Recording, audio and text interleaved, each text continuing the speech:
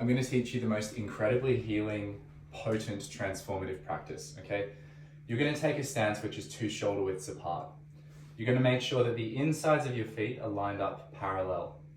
You're going to make sure that the weight of your body is passing through the foot just behind this lateral spread here, just behind the ball of the foot, and through the 3rd and 4th metatarsal, okay? So the 3rd and 4th toe. This means that your heels are going to be in contact with the ground, but they're not going to be heavy. This means that your toes aren't going to be gripping the ground. They're going to be very light and extended, okay? Now from here, it's going to be a sink down, just a little bit of a sink down as if you're sitting on a bar stool, okay? So both the knees and the hips are going to crease. Now as you do that, I want you to make sure you're releasing any excess tension and contraction through the hips especially, okay? Do not grip, do not use your glutes, do not grip with your inner thighs. Simply maintain that balance point through your foot, and you can almost imagine that you're kind of very gently hugging a tree, and you're just hugging that tree with your feet, not by contracting your hips. So from this bar stool, you now feel your sit bones reaching through to the ground, okay? Your sit bones are the base of your pelvis, the bony parts of your bum if you were sitting on a wooden chair. Above this, you're going to lift your head nice and long, and you're going to place your hands on your lower back and make sure that your lower back feels full. So at the base of your rib cage and the top of your lower back, there should be a sense of fullness. It's not the same as this, okay? And it's not the same as just tucking your pelvis, which then switches on the hips that we're trying to relax. It comes from just this gentle shifting of the weight, shifting of the body back towards the hands, okay? Another way to relate to that is feeling the head as the top of the body. Imagine that your body is hanging from the top of your head, and just allow your hips to naturally sink and sit under or hang underneath the back of your ribs. That will line you up really nicely. And from here, all you're going to do is feel the heaviness in the lower body and the lightness at the top of the head. Now, a lot of people as they walk around have bunched up shoulders. They've got a tight lower back, they've got tight hips, a tight neck. That tightness is density, it's contraction. What we want to feel in our bodies is a sense that the most dense spot is the base of the foot, and the most light spot is the top of the head. And that means we're allowing gravity to pass through our structure without any restriction and inhibition.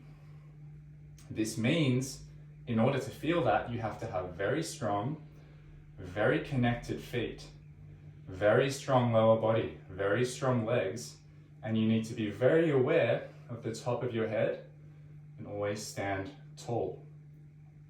Between those 2 points now, as my legs start to heat up and as the stress builds and that spiciness builds, my body heats up and I start to breathe more quickly. You might have a tendency to breathe into your chest. You might have a tendency to freak out a little bit and be like, oh God, I gotta get out of this, like this sucks. That's your mind. That's your emotional reactivity. That's your inability to sit with discomfort while being very gentle and very warm and kind to yourself internally. So this is good. We train this ability by working on the edge. What you're gonna do instead of letting your breath rise up high, is you're gonna make sure your lower back and base of the ribs are full. And you're going to anchor the breath. Anchoring the breath means that I allow this to expand instead of pulling it in or contracting it. It means I'm relaxing so that all of the discomfort is beneath my hips, like I'm riding a horse, okay? The horse is doing the work. I'm just sitting on top of the horse. I'm feeling the discomfort, but I'm not letting it affect my breath.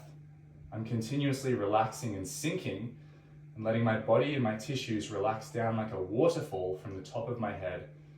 And with that, there's almost this sensation that my bones and my spine are floating and lengthening up relative to those watery tissues.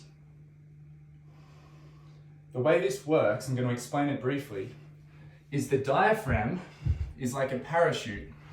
So when you're breathing, as you inhale, it goes like this. As you exhale, it goes like this. So you can see how that would drive air out of the lungs and that would invite air into the lungs. As the diaphragm moves like a parachute, you can think of it like a syringe. We have the cylinder of the body and we have the syringe plunger moving down and up. And that's going to create a variation in pressure throughout the thoracic cavity. The thoracic cavity and the abdomen are home to all of our vital organs. And when we create this pressure fluctuation, there are two things that are happening. The first is we have a stability system for the body because it's holding the spine in support, wrapped by the air and the water bags of the organs. The second thing that's happening is that pressure differential is assisting our circulation. It's helping return blood to the heart through capillary action. It's helping return lymphatic fluid back down and flow through the body from the brain, where it detoxifies. This is driven by breathing, and it's also driven by the relaxation of tissues. If you have tissues which are supple and relaxed, like water bags, then things can flow through easily, okay? If you have tissues that are seized and there's adhesion, then obviously the circulation of anything through that is not going to work so well. Now, seized tissues also signify a brain that is in a fear state. So tension that's residual is melted by this exercise because this exercise is teaching you to relax and to be warm and to feel safe even under stress. So it's undoing that fear state. The reason that there is a fear state to begin with is because the brain's job is to sense where the body is in space and to create a movement map, a three-dimensional sensory map of the world around us. If the brain can't do that job because it's lacking a map of the body and the environment, because we're not really sensing but we're stuck thinking, then it's going to lock things up. Imagine that you were in a dark room full of threats and you didn't know what was around you and you were trying not to get hurt. That's the kind of mode your brain feels like it's in when you're not connected to your body. So this practice and the relaxation that comes with it helps you not to lock up to manage life. It teaches you instead to relax into presence and into responsiveness. You're not holding the standing posture by locking yourself and remembering. You're remaining in balance, which is a dynamic, relaxed, releasing process of forgetting what you think you know and feeling into your body, relaxing, aligning, feeling, relaxing, aligning. This becomes incredibly meditative and it creates an anchor for consciousness in the body, which then allows you to be less reactive to your reactions. Instead of gripping onto a thought, you uncreate the thought by saturating your mind back into your body. When you practice this over and over, you develop strong, springy, grounded legs, a lower body that's really in touch with the floor. You develop a sense of ease and lightness and suppleness through your shoulders and upper body.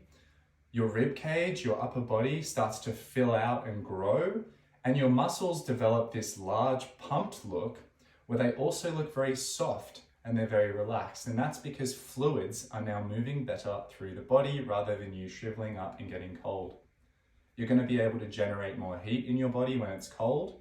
You're going to be able to direct stress through your body in helpful ways, either to turn it into healing energy, to turn that stress into creative energy, or to recognize when you're getting stressed, return to your body, breathe well, feel into your heart, and be a kinder person to be around.